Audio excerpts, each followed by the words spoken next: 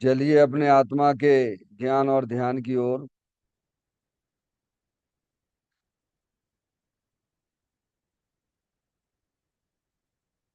अपने चंचल मन को एवं चंचल उपयोग को स्थिर करने के लिए जिनवाणी माता के माध्यम से अपनी वर्तमान ज्ञान की पर्याय में सम्यक भी ज्ञान उत्पन्न करते हुए शरीर शरीर से संबंधित जितने भी चेतन अचेतन पदार्थ हैं उनका मुझ भगवान आत्मा के साथ में किसी भी प्रकार का कोई संबंध नहीं है।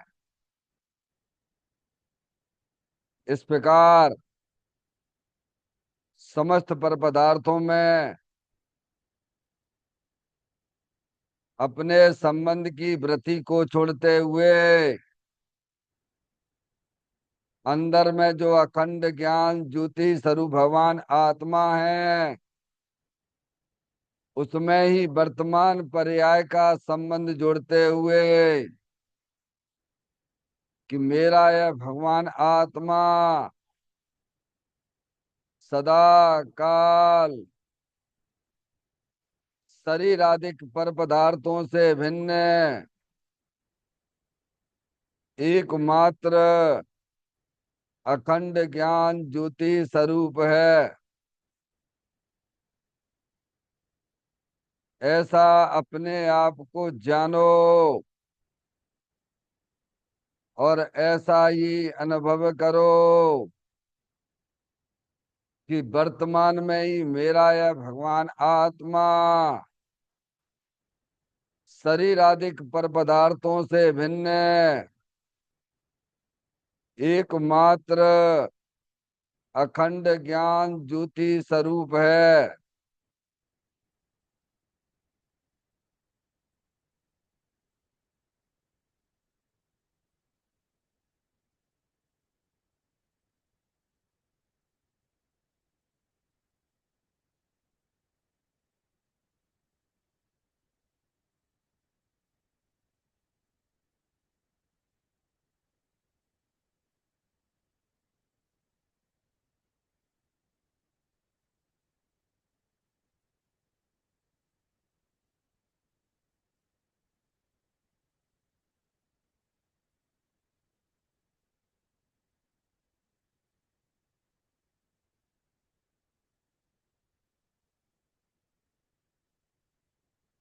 इसी प्रकार से संसार अवस्था में आत्मा की पर्याय में जो विविध प्रकार की पुण्य पाप के परिणाम दिखाई देते हैं वे समस्त परिणाम पर द्रव्यों की लक्ष्य से होने वाले भाव हैं।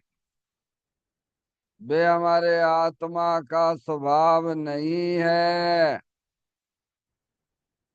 ऐसे समस्त रागादिक परिणामों में एकत्व बुद्धि ममत बुद्धि कर्तृत्व बुद्धि भोक्तत्व बुद्धि तथा उन रागादिक परिणामों की ज्ञाता बुद्धि को भी छोड़ते हुए अंदर में जो अखंड ज्ञान ज्योति स्वरूप भगवान आत्मा है जो कि सदा काल शरीर रागादिक से भिन्न एकमात्र पूर्ण निराकुलता स्वरूप वाला है। ऐसा अपने आप को जानो और ऐसा ही अनुभव करो कि वर्तमान में ही मेरा यह भगवान आत्मा शरीर रागादिक से भिन्न एकमात्र पूर्ण वीतराग आनंद मूर्ति स्वरूप है। વાત કરત હતું આવતીકાલ હોલ્ડમાં રાખી ગઈ પ્રીતિયા લાઈનમાં બની રહાઓ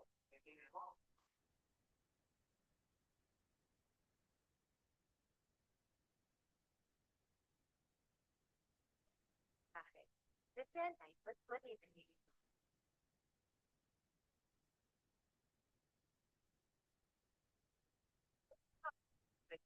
इसी प्रकार से संसार अवस्था में आत्मा की पर्याय में जो पर के लक्ष्य से होने वाला ज्ञान है, वह परलक्षी ज्ञान भी हमारे आत्मा का स्वभाव नहीं है। वह तो इंद्रिय जनित ज्ञान है। इस प्रकार शरीर, रागादि और परलक्षी ज्ञान की पर्यायों से भी भिन्न है। मैं तो एकमात्र अखंड ज्ञान ज्योति स्वरूप भगवान आत्मा हूँ। ऐसा अपने आप को जानो और ऐसा ही अनुभव करो कि वर्तमान में ही मेरा यह भगवान आत्मा शरीर, रागादिक और खंड खंड ज्ञान की पर्यायों से भी भिन्न है। एकमात्र अखंड ज्ञान ज्योति स्वरूप ही है।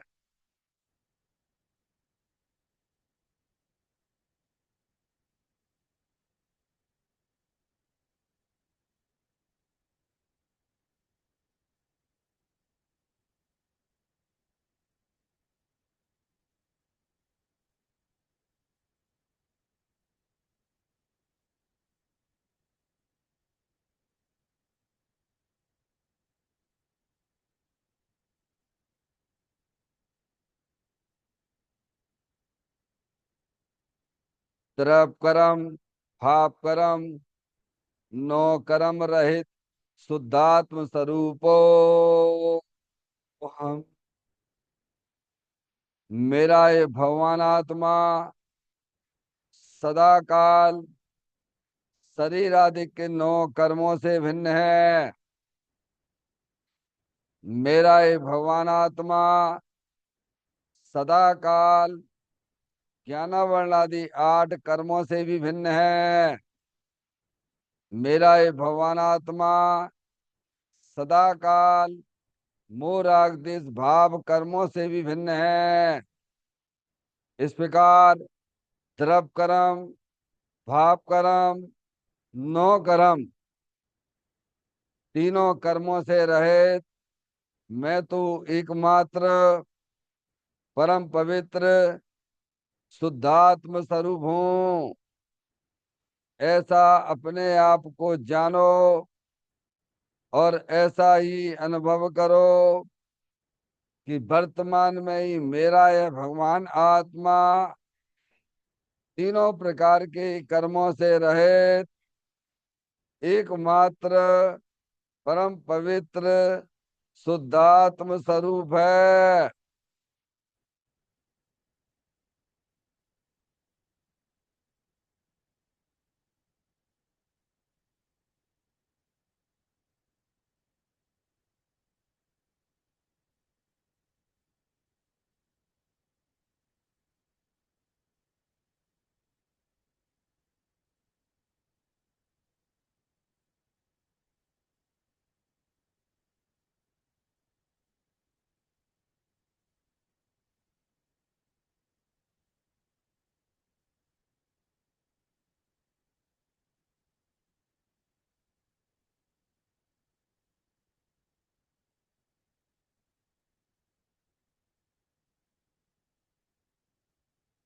ओम नमः सिद्धेभ्य।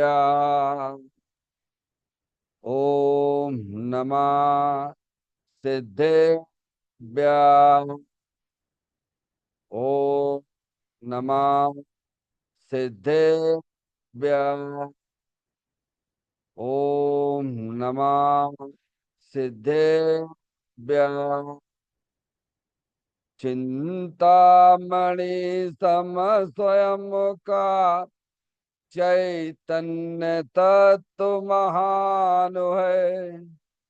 निज का करूं मैं चिंतवन, निज का करूं दान में।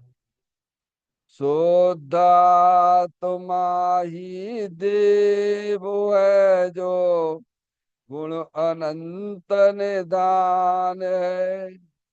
मैं स्वानुभव में देख लूं, आत्मा स्वयं भगवान है। मैं स्वानुभव में देख लूं, आत्मा स्वयं भगवान है। निम्मण जान परिठिया कम कलंकिड़ भी, अपालद्दौ जैन परूं ते परम पुड़वे भी। सब करम मल्लिका नाश करवरु, प्राप्त कर निजो आत्मा। जो निर्मल ध्यान में नम कर निकल परमात्मा। सब नाश कर घन गाति अरे, अंत पद को पा लिया। कर नमन उन जिन देव को यह काव्य पथ अपना लिया।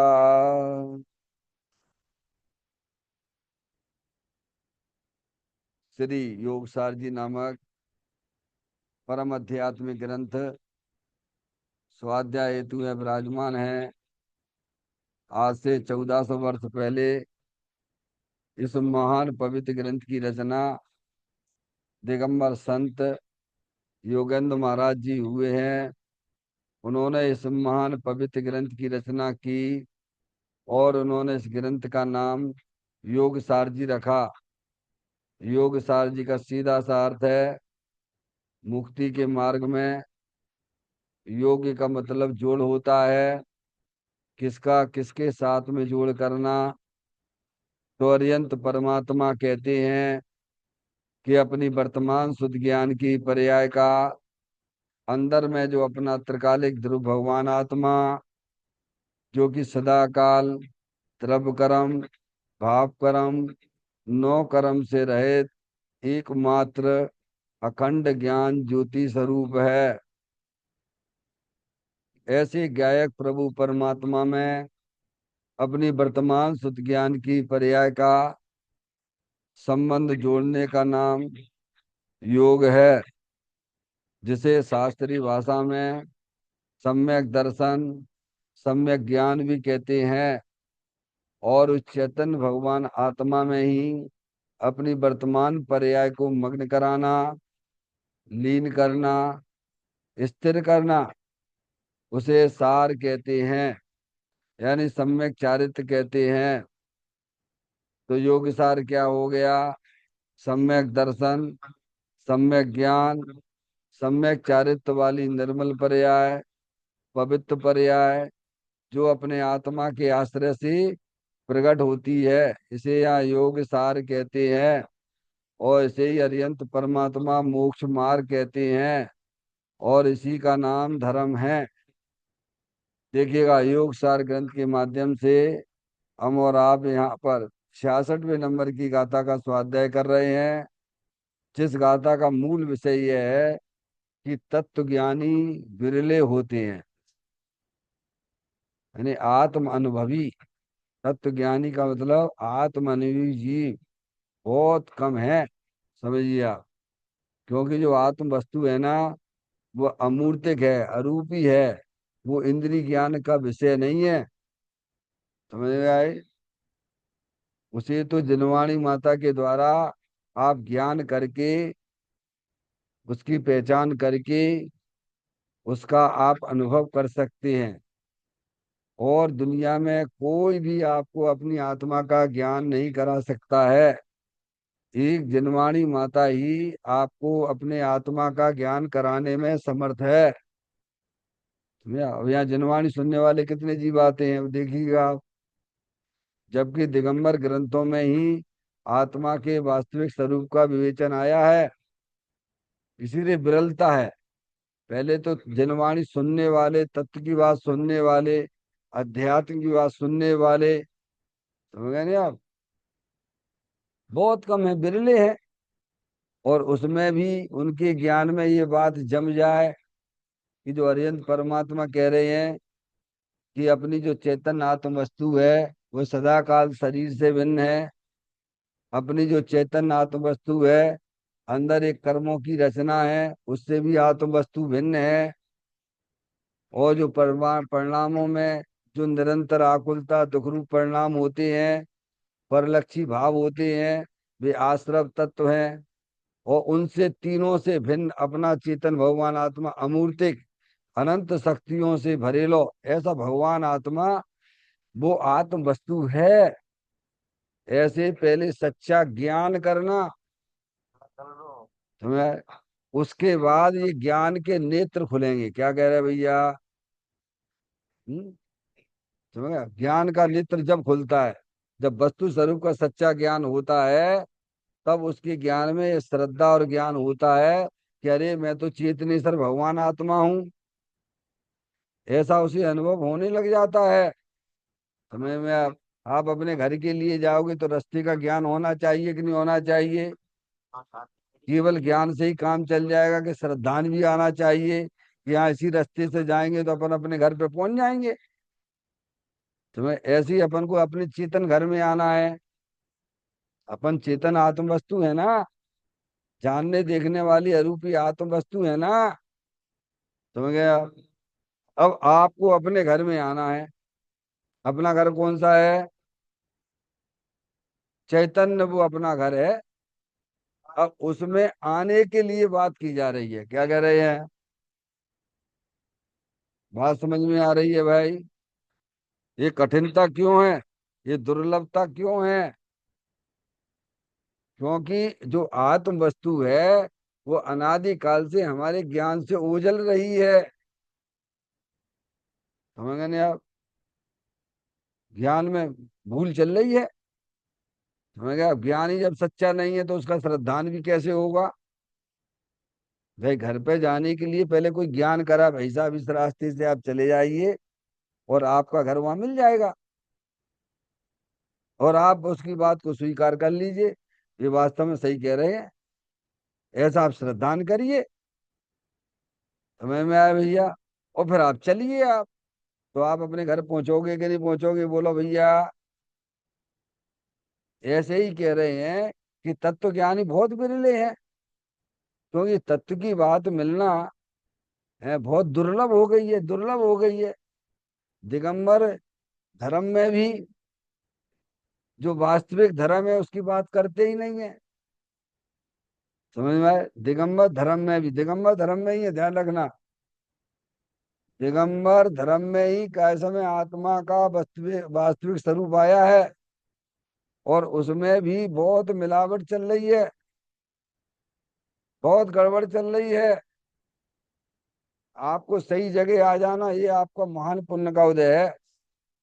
आ ही जाना नहीं, आपको ये बात भी समझ में आना चाहिए कि वास्तव में जो जनवाणी माता कह रही है कि आत्म जो वस्तु है वह रूपी है, अनंत शक्तियों से भरेली है। ना उसका कभी जन्म होता है ना कभी उसका मरण होता है। ऐसी चेतन आत्म वस्तु दे देवल में विराजमान है। अतीन्द्रिय आनंद स्वरूप है, सुख शांति के भंडार स्वरूप वस्तु है। तुम्हें ज्ञान कराने वाले नहीं तो बस आए यहाँ पे, भैया कछु नहीं, रोज ना तुम भगवान की पूजा किया करो, दान दिया करो। क्या है? तो उससे तुम्हारा क्या पेट भर जाएगा भगवान? इससे भी बढ़िया बढ़िया अनंत बार तुमने किए शुभ भाव। आज कोई नया करने थोड़ी जा रहे हो तुम। समझ में आया भैया? उपदेश, वस्तु स्वरूप का सच्चा उपदेश मिलना बहुत कठिन हो गया है। जब उपदेश ही नहीं मिल रहा है तो बताओ उसकी आत्मा तक आप कैसे पहुंचोगे आप? समझ में आए भैया? दुर्लभता क्यों है? अनादि काल से हमारी पर्याय में अज्ञान दशा चली आ रही है। जो शरीर है उसे मैं अपना जानता हूँ, मानता हूँ। शरीर से भिन्न कोई चेतन आत्म वस्तु अरूपी है, उसकी हमें खबर ही नहीं है। समझ गए नहीं आप? इसीलिए तत्व ज्ञान की विरलता है। समझ गए ना आप? ये विरलता आप ऐसे समझ लीजिए। आप उसमें देखिए, गाथा का पाठ करते हुए पॉइंटों पे विचार करना है। बिरले पुरुष ही जानते निज तत्व को, बिरले सुने, बिरले करे निज ध्यान, और बिरले पुरुष धारण करें। बिरले ही पंडित आत्म अनुभव को जानते हैं। क्या समझ गए? उसे ही पंडित कहते हैं, जो अपनी आत्मा का अनुभव करे, अपनी आत्मा को जाने, अपनी आत्मा का आनंद लूटे। वास्तव में वही पंडित है, वही विद्वान है, वही ज्ञानी है, वही मोक्ष मार्गी है। समझ गए नहीं आप? हम्म? और बिरले ही श्रोता तत्व को सुनते हैं। देख लो कितने हैं सुनने वाले। अब आपकी क्लास भी 9:30 से 10:30 चलती है। अब आप लोग यहाँ आते हो तो कितना बड़ा आप जो है अपने लिए है, कितनी कितनी मुसीबतों से आप यहाँ के सुनते हो। क्योंकि 9:30 से 10:30 का टाइम एक ऐसा टाइम है। हम्म? समझ में आती क्या? क्योंकि उसी समय भोजन बनाने का टाइम भी होता है, उसी समय लोगों को ऑफिस जाने का टाइम भी होता है, पढ़ने वाले विद्यार्थियों को भी विद्यार्जन करने के लिए जाना पड़ता है, दुकानदारों को दुकान खोलने का टाइम होता है भाई। आप लोग यहाँ तक आए तो आप अपने को कमजोर ना समझिए। आपने बहुत बड़ा बलिदान किया है। मनुष्य पर्याय के लिए आपने बहुत बड़ा समर्पण का भाव पैदा किया है। देखो ना, खींचातानी है इस टाइम पे, आप देख लीजिए आप। समझ गए नहीं आप? हम्म? तो कहते हैं बिरले ही श्रोता सुनते हैं। आपको अच्छा लगता है तभी आप यहाँ आके बैठते हो। ये समय कीमती समय। इस समय तो पता नहीं क्या क्या काम होते हैं भाई। सुबह के टाइम पे आप सबको छोड़ छाड़ के यहाँ आए, समझ गए, तत्व की बातें सुन रहे, वस्तु स्वरूप का ज्ञान कर रहे हैं। तो आप अपनी भप्पता पे वो मत ला समझना। क्योंकि पद्मनंदी आचार्य देव ने ये बात कही है, जो अपने आत्मा की बातें प्रसन्न चित्त से सुनते हैं वे जी भव्य ही है। समझ गए ना आप? आप अपने को अपना आकलन भव्यता में ही जोड़ना। अब नहीं हो पा रहा है, अब उसके लिए थोड़ा सा आगे और चलना है। समझ में आए? और कौन सी चीज नहीं होती है भाई? अभ्यास से तो सारी चीजें सुलभ ही हो जाती हैं। पहले अपन को इंग्लिश नहीं आती थी, अपन हिंदी प्रांत वाले हैं, 5वीं तक हम लोगों ने तो हिंदी हिंदी पढ़ी है, इंग्लिश नहीं पढ़ी है। इंग्लिश इंग्लिश का सब्जेक्ट तो 6वीं क्लास से ही आता था ना भाई। अब उस क्लास को आप कर दो इग्नोर, तो आप 6वीं क्लास भी पास कर पाओगे आप? आगे की क्लास की कोई उम्मीद रखते हो आप क्या? जब आपने समझा कि भाई साहब ये हमारे लिए जरूरी है, हमें अगर कुछ आगे पढ़ना है बढ़ना है तो हमें इंग्लिश पढ़ना ही पड़ेगी। आपने अपने ज्ञान में श्रद्धान में इस प्रकार का परिणमन किया, फिर वो चीज आपके लिए सरल हुई कि नहीं हुई बोलो? लौकिक के जितने भी कार्य होते हैं उनको आप ज्ञान श्रद्धान में दृढ़ता के साथ में आते हो तभी तो तुम सफल हो पाते हो भगवान। यहाँ तत्व में भी ऐसा ही है। समझ में आए भैया? आपने समझा, अरे वाह, ये तो बिल्कुल क्लियर बात है। ये ज्ञान ज्ञान ज्ञान ज्ञान ज्ञान ज्ञान किसमें से आ रहा है भाई? इसमें इसमें ऐसी भ्रम वाली कौन सी बात है भाई? ये शरीर है, अंदर कर्मों की रचना है। राग आदि परिणतियां टेंशन वाली पर्याय भी है, परिलक्षी भाव भी है, और उन सबको जानने वाली एक चेतनात्म वस्तु भी है। तो ज्ञान तो उसमें से आ रहा है। इतना ही है। इतना विषय हमारे ज्ञान में क्लियर होना चाहिए अपने आत्मा तक पहुंचने के लिए। समझ में आए भैया? बाकी की तो 50 बातें, सैकड़ों बातें, उससे क्या लेना देना भाई। हम्म। तो श्रोता बिरले हैं, समझ गए आप? तत्व की बात सुनने वाले भी बिरले हैं, और बिरले जीव ही तत्व को ध्याते हैं। अब जो ज्ञान कर लिया आपने, ओहो बस ये भगवान की आज्ञा में आ गए आप।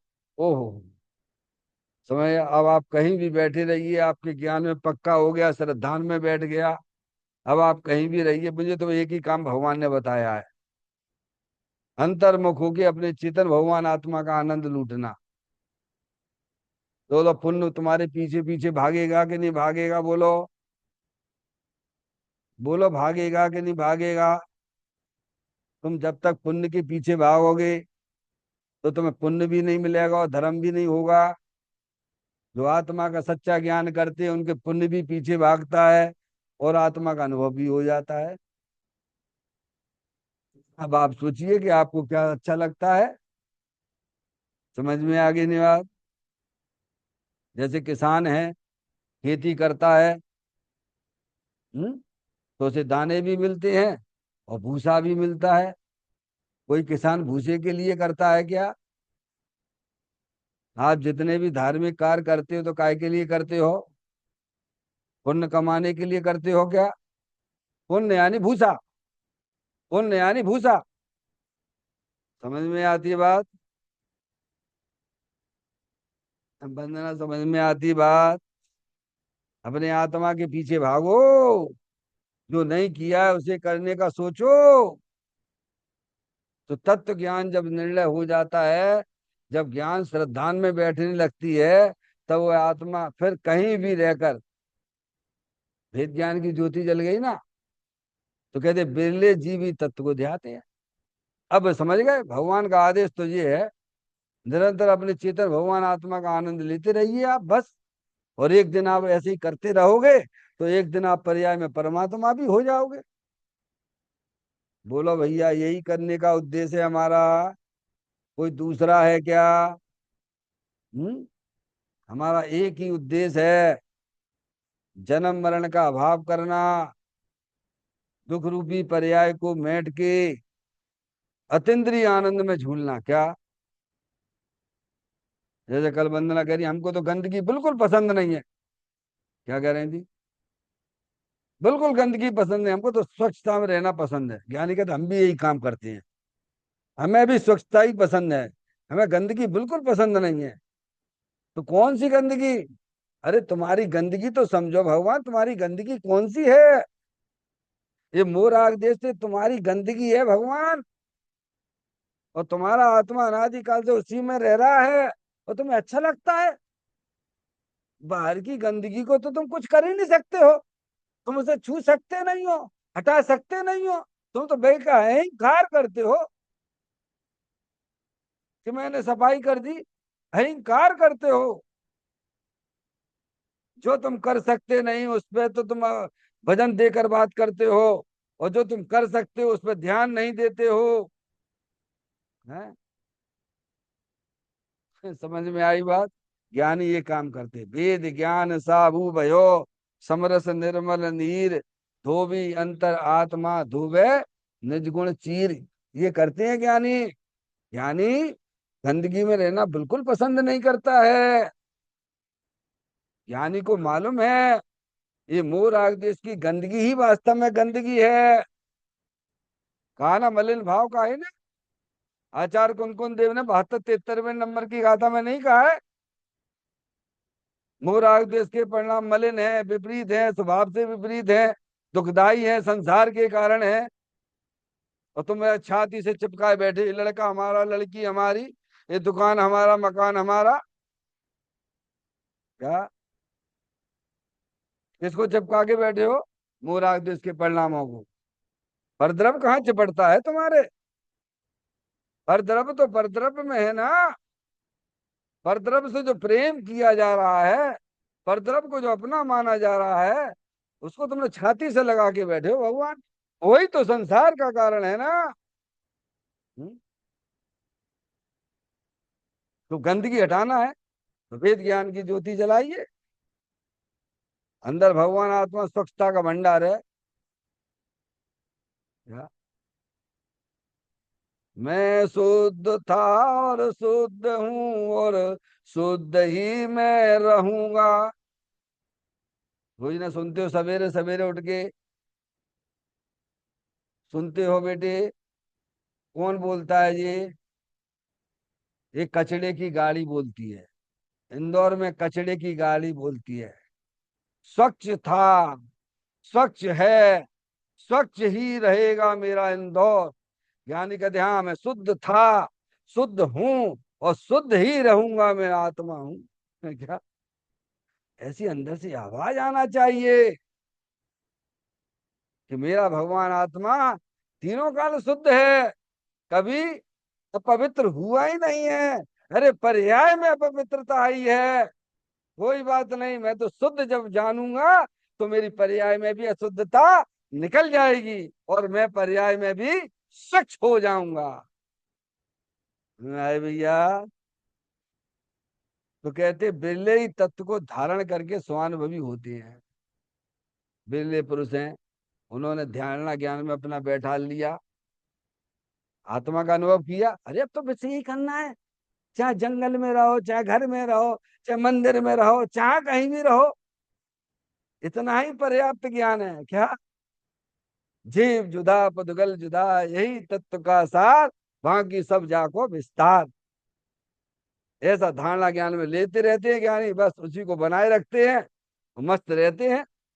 मस्तों की दुनिया में तू मस्त हो जा, आत्म के रंग में ऐसा तू रंग जा, आत्म को आत्म में घोल के तेरा प्रभु तुझ ही में डोले।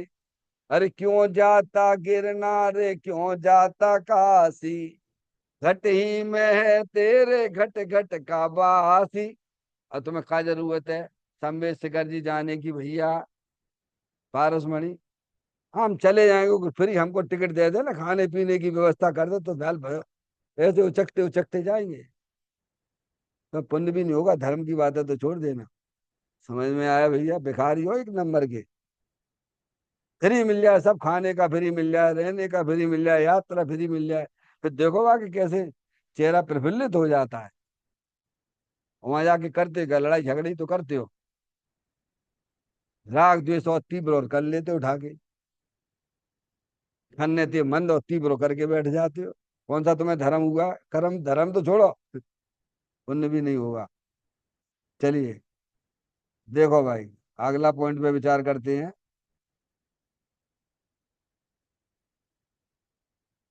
आत्मज्ञान प्राप्त होना हो गया। चलिए, थोड़ा बड़ा है, कोई बात नहीं है, शांति से पढ़ेंगे अपन। अंतर में भगवान आत्मा की ओर झुकाव करके स्वरूप को ध्येय बनाकर उसका ध्यान करने वाले जीव भी बिरले हैं। पुण्य करना या उसका फल इंद्रपद चक्रवर्ती आदि की पदवी मिलना दुर्लभ नहीं कहा है, परंतु आत्म ध्यान करना दुर्लभ है ऐसा कहा है। इस कारण ध्यान करने वाले जीव जगत में दुर्लभ हैं। राग रहित वीतराग आत्मा की वीतरागी परिणति प्रकट करके उसकी धारणा करना महादुर्लभ है। इस धारणा को स्मृति में लेकर बारंबार अनुभव करने वाले जीव बहुत ही विरले हैं। दिव्य ध्वनि में आई हुई ये बात है। मान पुण्य का उदय। आप ये मत समझिए, आप समूह शरण में ही जाओगे तो आपको यही बात मिलेगी, लिखा ना, यही मिलेगी, बिल्कुल यही मिलेगी। तो कह रहे ये भगवान की वाणी है ये मत समझना कि नहीं पंडित जी बोल रहे हैं। मैं भैया, हम्म, देखिए, अंतर में भगवान आत्मा की ओर झुकाव करके स्वरूप को ध्येय बनाकर उसका ध्यान करने वाले जीव भी बिरले हैं। अंतर में बोल रहे, अंतर में समझते हो, नौ कर्म शरीर, ज्ञान वर्णादि, द्रव्य कर्म, वो अंदर में मोराग्दिश के परिणाम, और भीतर अंदर चेतन भगवान जिन स्वरूपी आत्मा, घट घट अंतर जिन वसी, घट घट अंतर जैन, मति मदरा के पान से मत वाला समझे नहीं। शॉर्ट में आपको पूरा कर दूंगा अभी, आप देखना। अंतर में भगवान आत्मा की ओर झुकाव करके, झुकाव करने वाली पर्याय शुद्ध ज्ञान की पर्याय समझ में आए। अंदर में झुकाव, और कैसे झुकेगी? बिना श्रद्धा और ज्ञान के नहीं झुकेगी। वस्तु स्वरूप के सच्चे ज्ञान के बिना शुद्ध ज्ञान की पर्याय झुक नहीं सकती है। हम आपसे कहें कि आप यहाँ अपने आत्मा का ध्यान लगाओ, लेकिन आपके ज्ञान में वस्तु स्वरूप का सच्चा ज्ञान श्रद्धा नहीं है, तो आपकी पर्याय अंदर में नहीं झुकेगी। जब आपकी ज्ञान में, शुद्ध ज्ञान की पर्याय में सच्चा ज्ञान श्रद्धान हो गया, तब वह पर्याय ऑटोमेटिक अंदर झुकने लगती है। समझ में आएगी बात? हम्म? अंतर में भगवान आत्मा की ओर झुकाव करके स्वरूप को ध्येय बनाकर, क्या? अरे लक्ष्य तो करो, हमारा काम क्या है? अरे हर चीज में आपका लक्ष्य बना हुआ है। हर चीज में आप इंजीनियरिंग का लक्ष्य बनाया, किसी ने डॉक्टरी का लक्ष्य बनाया, किसी ने सीए का लक्ष्य बनाया। यहाँ अपना लक्ष्य एक मनुष्य पर्याय में एक ही होना चाहिए। क्या? कि मुझे अपने भगवान आत्मा का आनंद लूटना है, और तुम कोई गलत काम नहीं कर रहे हो। तुम इतना बड़ा काम कर रहे हो अपने लिए, जो तुमने अनंत काल तक नहीं किया है। समझ में आई भैया? जो पुरुषार्थी जीवों के काम हुआ करते हैं, ये इंद्रियों के गुलाम वाले काम ना कर सकते ये काम। ये कह ने में प्यास लगती है, नेक में कहे समय खांसी जुकाम जैसे कहे समय खाने पीने की चीजों के पीछे लपकते रहते हो। ये बिन के काम है ये।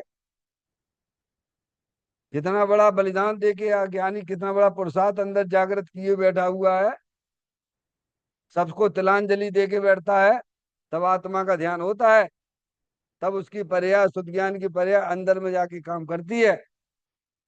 अब बच्चों को सीए करना है, जैसे इन्होंने सीए किया है, तो इन्होंने कितना कितना त्याग किया होगा, बोलो बोलो, कितना बड़ा बलिदान किया किया होगा सीए बनते समय। पारसमणि, हमारे जैसे पढ़ने वाले कैसे में शादी ब्याह में घूमेंगे क्या? ताकि जो फिल्म देखेंगे क्या? गलियों के चक्कर लगाएंगे क्या? हो गई तुम्हारी पढ़ाई, सीए बैठ जाओ यहाँ पे। समझ में आया भैया? कितना बड़ा त्याग करना पड़ता है सीए बनने के लिए। तब आप अपने ध्येय, तब अपने आप लक्ष्य पे पहुंचते हो। तो यहाँ भी कहते हैं कितना बड़ा कितना बड़ा आपको करना है त्याग। घड़ी घड़ी में सर्दी गर्मी, न गर्मी लगी तो पंखा चालू कर दो, सर्दी लगी तो गर्म हीटर चला ला भैया। है? क्यों? प्यास लगी तो पानी पी लिया। समय सार पड़ रहे, रख लो पानी सामने और पीते रहे। गुरुदेव श्री से सीखना पड़ेगा समय सार कैसे पढ़ते थे वे। हैं? तुम्हारे जैसे नहीं है यहाँ पे एसी में बैठ के समय सार पढ़ते हैं। हैं? गर्मी चल रही है, बैठ गए एसी चला के, पंखा चला के, उनका तुम क्या करोगे? हम्म? कहते नहीं, 100 से चूहे मार बिल्ली हज को चली। समझ में आया भैया? शुद्ध ज्ञान की पर्याय बहुत बड़े बलिदान दे के अपने भगवान आत्मा से मिलने जाती है। आगे बात समझ में है? क्योंकि उसे अपने बिछड़े हुए भगवान आत्मा से मिलना जा रहा है ना। समझ में आ गई बात? अंतर में भगवान आत्मा की ओर झुकाव करके, अभी शुद्ध ज्ञान की पर्याय कहाँ झुक रही है? क्योंकि बाहरी पर पदार्थों में आपने अपना प्रेम बसा के रखा हुआ है, इसलिए अज्ञानी जीवों की पर्याय बाहर में झुकती है, और ज्ञानी अपने चेतन भगवान आत्मा से प्रेम करता है, तो उसकी पर्याय अंदर झुकती है। क्या? प्रेम करना सीख जाइए। प्रेम तो करना तुम्हें आता ही है। पर द्रव्य से प्रेम करते हो तो तुम्हें कुछ भी नहीं मिलेगा, संसार मिलेगा। अपने आत्मा से प्रेम करोगे तो अभी आकुलता रूप परिणाम गायब हो जाएंगे और तुम्हें मोक्ष मार्ग मिल जाएगा और तुम भगवान भी बन जाओगे पर्याय में। कहते हैं अंतर में भगवान आत्मा की ओर झुकाव करके स्वरूप को ध्येय बनाएगा। किसको किसको हाईलाइट करना है, मुख्य किसको करना है? पर पदार्थों को मुख्य, शुद्ध ज्ञान की पर्याय पर पदार्थ को मुख्य करेगी क्या? ध्येय बनाना अपना चेतन भगवान आत्मा को, समझ में आई? मुख्य करना है ना, तो कितने चीजों को गौण करना होगा, कितने चीजों को गौण करना पड़ेगा? मुख्य करना, ध्येय बनाना ना। ये अरूपी चेतन आत्म वस्तु है ना, उसका ध्येय बनाना है। क्योंकि उसको ध्येय बनाए बिना, उसकी दृष्टि किए बिना तो हमारा मोक्ष मार्ग ही चालू नहीं होगा। समझ में आई? तो उस वस्तु को पहचानिए आप, जिसके जिसके लक्ष्य से, जिसके दृष्टि से, जिसके आश्रय से मोक्ष मार्ग जैसी पर्याय प्रकट होती हैं। तो ज्ञानी इसको ध्येय बनाता है, यानी ध्येय बनाता है, मुख्य करता है। एकाग्र चिंता निरोधो ध्यानम, एक को मुख्य करना। किसको मुख्य करना? अनादिकाल से तुम किसको मुख्य करे के चले आ रहे हो? हाँ, तुम को छोड़ के बाकी सबको मुख्य करते हो और अपना आत्मा क्या हो रहा है? गौण हो रहा है। वो तो संसार का कारण है। यहाँ कहते हैं ध्येय बनाकर। समझ में आए भैया? ध्येय यानी मुख्य करना। क्या करना? ध्येय का मतलब क्या है? जिसे अनादिकाल से हमने छोड़ रखा था उसको करना है मुख्य, और जिनको मुख्य किया था उन्हें करना है गौण। मुख्य गौण करना आपको आता है। आप अपने परिवार में अपने लोगों को मुख्य करते हो, बाकी के लोगों को गौण करते हो। यहाँ पर क्या करना है धर्म के लिए? यहाँ पर शरीर, शरीर से संबंधित जितने भी चेतन अचेतन पदार्थ हैं, एक बात समझ गए आप?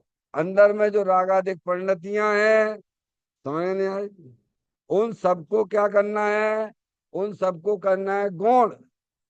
अंदर जो जानने देखने वाली चेतन आत्म वस्तु है उसको करना है मुख्य। समझ में आया? तब वह आत्मा तुम्हारा ध्येय बनेगा। ध्येय बनाना ना, तो स्वरूप को ध्येय बनाकर उसका ध्यान करने वाले जीव ही बिरले हैं। यानी एक अपने शुद्ध ज्ञान की पर्याय में अपने चेतन भगवान आत्मा को विराजमान कर लेना। क्या करना? उसके आश्रय से ही होगा ना। देखो आपकी पर्याय में ना निराकुलता की पर्याय आ जाए। अरे भाई, मिठाई खाते हो तो मुंह तो मीठा होता ही है ना।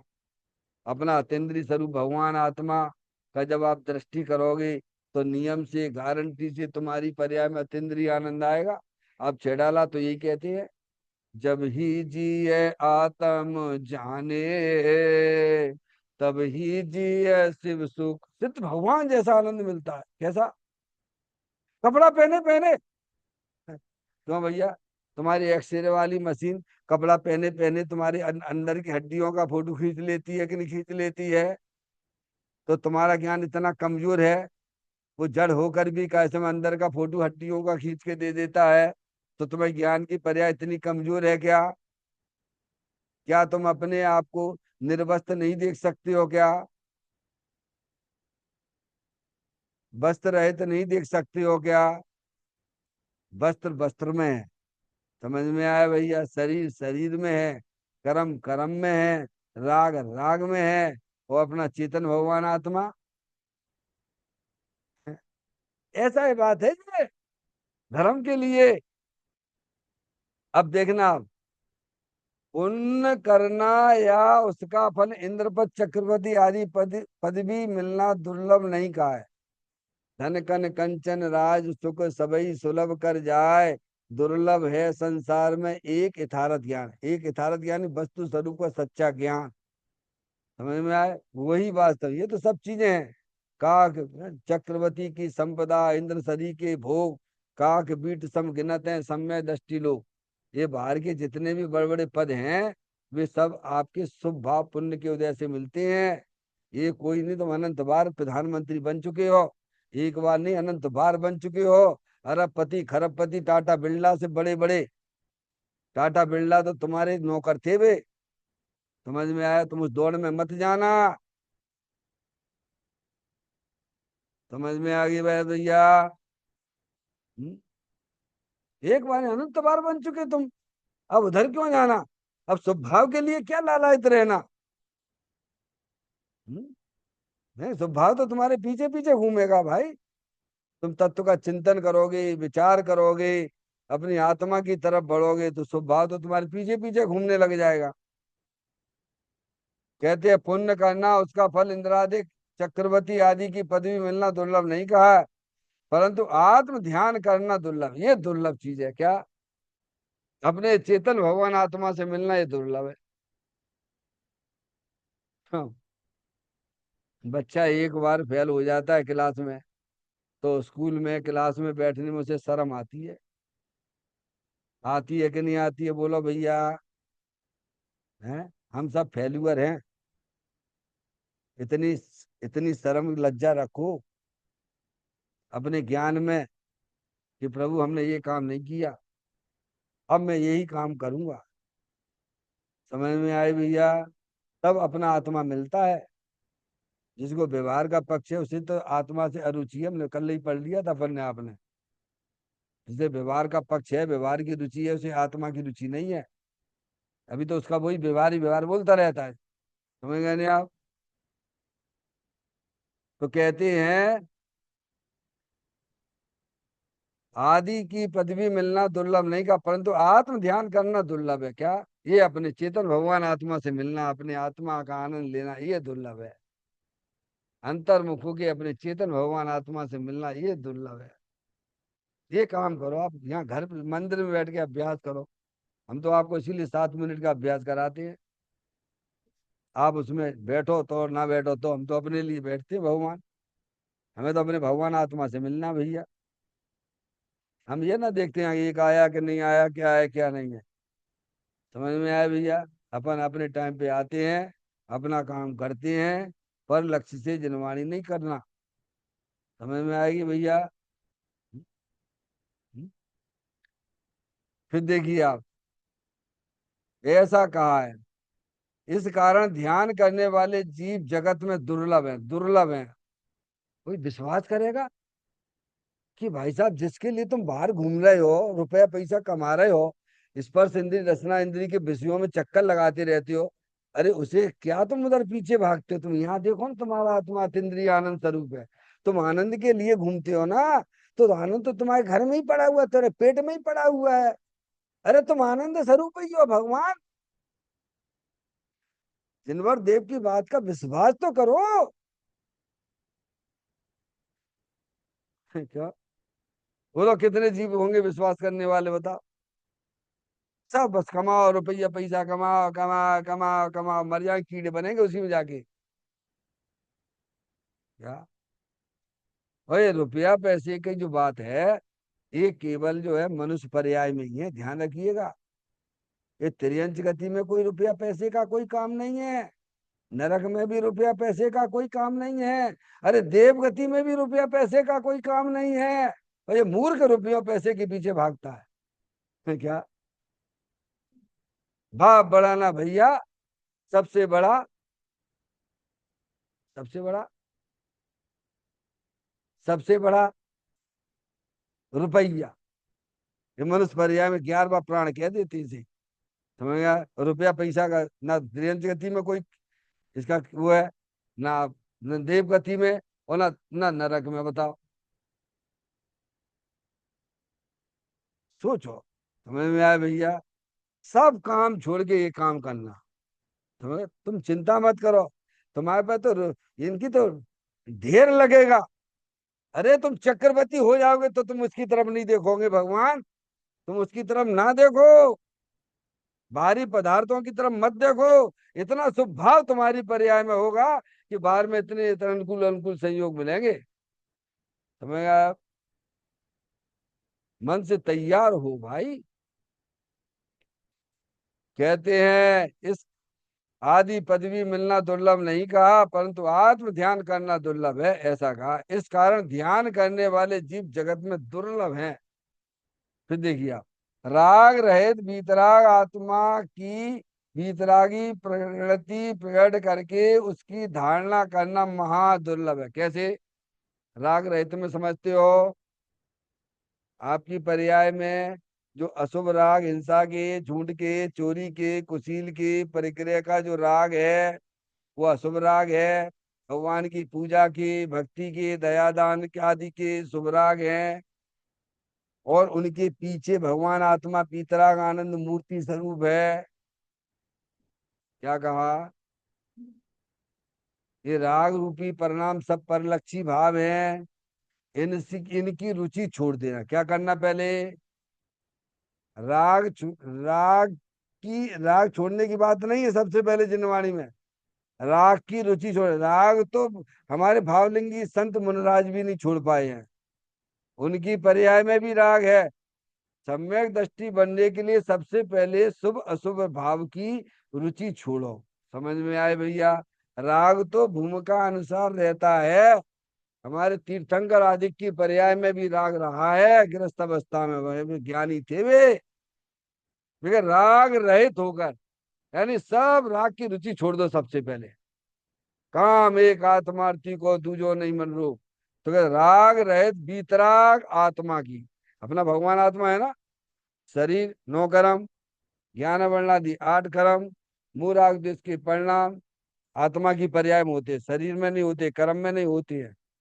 समझ गए? उनसे रहित, देखो चित्र में ब्लू कलर से अंदर देखो भगवान आत्मा पीतराग आनंद अनंत शक्तियों से भरे लो, ज्ञानेश्वर भगवान आत्मा। उस राग रहित, यानी राग की रुचि छोड़कर राग की ओर दृष्टि ना करके अंदर बीतराग भगवान आत्मा की दृष्टि करना अरूपी है।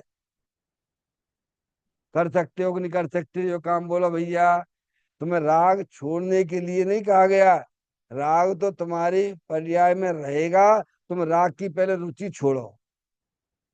राग का राग होना अलग बात होता है। समझ में आई भैया? राग का राग वह रुचि कहलाती है।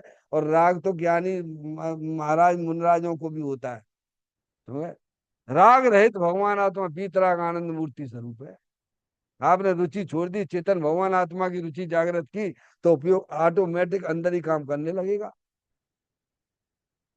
राग रहित बीतराग आत्मा की बीतराग परिणति, अब आपको बीतराग रूप परिणति प्रकट हो जाएगी। क्या आ जाएगी? वंदना। अब तुम्हारी गंदगी पर्याय में से खत्म होने लग जाएगी और पवित्र पर्याय बीतराग रूप पर्याय प्रकट हो जाएगी। जो शुद्ध जाने आत्म को वह शुद्धता को प्राप्त हो। बीतराग परिणति प्रकट करके इसको कहते हैं मोक्ष मार्ग। बीतराग परिणति को कहते हैं मोक्ष मार्ग। तो मोक्ष मार्ग बहिर्मुखता से हुआ कि अंतर्मुखता से हुआ? बोलो, उपयोग किधर गया? तो ये काम करने लायक है कि नहीं है जिंदगी में? अरे यही करने लायक है। वीतराग परिणति प्रकट करके है ना, पर्याय में होने वाला धर्म है ना, करके है ना, उसकी धारणा करना महा दुर्लभ है। लो, क्या धारणा करना? उसकी धारणा करना महा दुर्लभ है। अब देखना, इसी धारणा को स्मृति में लेके बारंबार अनुभव करने वाले जीव बहुत ही बिरले हैं। पहले सच्चा ज्ञान होना, उसका श्रद्धान होना, फिर आप अपने को प्रयोग में लाना। एप्लीकेबल बोल रहे थे बेटा तो, पहले ज्ञान मिलना, फिर अपने ऊपर प्रयोग एप्लीकेबल करना, और फिर जो और सुंदर बनाना। क्या करना? तो कैसे कैसे बनेगी सुंदरता बताओ? और अच्छे बनना है कि नहीं, धारणा में लेके, वस्तु स्वरूप को समझ के। है गलत? इस धारणा को समझ गए? जो तुमने अनुभव किया है, चौराहे पे रतन मिलना कितना मुश्किल है तुम्हारा गिरा हुआ, और तुम्हें फिर मिल जाए, और फिर तुम बात बनाए के रखो, संभाल के रखो, बोलो कितना दुर्लभ है। पहले तो मिलना मुश्किल है, चौराहे पे गिरा हुआ चीज रतन मिल जाए और फिर तुम बात बना के रखो। ऐसे ही पहले वस्तु स्वरूप का ज्ञान मिलना दुर्लभ है, समझ में? और आपके ज्ञान में आ भी जावे, देखे नहीं, बहुत से हट जाते हैं पारसमणि, ये रोज इन आत्मा आत्मा चले जाते, खिसक जाते हैं, ढीले फुल्ले होते हैं, सब खिसके चले जाते हैं। मैंने कहा ये टाइम बहुत बहुत कीमती समय है, 9:30 से 10:30 बजे। समझ गए नहीं आप? इस पे तो वही टिक सकता है। सुबह 4:30 बजे जब मैं क्लास लेता था, उसमें टिकना, चालू करना और उसमें टिके रहना। समझ गए नहीं आप? ये ऐसी बातें हैं जे, कहते इस धारणा को जो तुमने अनुभव में आया, स्मृति में लेकर क्या करना। ये क्यों करवाती है बारंबार, ये बारंबार आपको ध्यान क्यों करवाती है हम? स्मृति में लेना। आपने देखा होगा, जब हम लेते हैं यहाँ पे ध्यान का प्रकरण, शायद एक आध बाग के ऊपर नीचे होता होगा, नहीं आपको वैसे ही का वैसा मिलेगा, वैसे ही का वैसा मिलेगा। तो स्मृति में लेना, ठीक है, बारंबार स्मृति में लेगा। आपको समझ गए ध्यान का प्रकरण क्यों लेते हैं हम? आपको समझ में आ गई कि बात नहीं आई? वही की वही शब्द क्यों आते हैं बारंबार, तो स्मृति में लेकर बारंबार क्या करना, वहीं पर चोट करना, बारंबार वहीं पर चोट करना। क्योंकि करने युग कार्य तो यही है ना भगवान, बारंबार अनुभव करने वाले जीव बहुत ही बिरले हैं। क्या है? ये सब हट के चले जाएंगे आपको। ये आपको बहुत बहकाने वाले में क्या मिलता है महात्मा, आत्मा तुम्हें क्या होता है? वे तो शुभ भाव के ऐसा कहते हैं जैसे कुछ नहीं कहते। बहुत मिलेंगे कहने वाले, पर वस्तु स्वरूप को समझते नहीं है भाई वे। समझ में आए भैया? बारंबार अनुभव करने वाले जीव बहुत ही बिरले है। दिव्य ध्वनि में आई हुई ये बात है, ये कोई हमारी तुम्हारी बातें नहीं है। ये जिनवाणी माता की, भगवान की दिव्य ध्वनि में आई हुई बातें है। इन्हें हमें अपने सिर पर रख के कैसे हम उनका अवलोकन करना, उनको सुनना, बारंबार चिंतन करना, विचार करना, और जो प्रभु ने जो मार्ग बताया है उसको, उस आत्मा का अनुभव करना और उसे अपनी जिंदगी में बना के रखना, यही वास्तव में एक हमारा आपका कर्तव्य होना चाहिए। चैतन्य का ये सुमरण प्रति क्षण करो रे, भवि के अनंत दुख को पल में हरो रे, अक्षय अनंत निज शोक निधान पाओ, गाओ अरे नित इसी के गीत गाओ, गाओ अरे नित इसी के गीत गाओ। 9 बार नमोकार मंत्र का स्मरण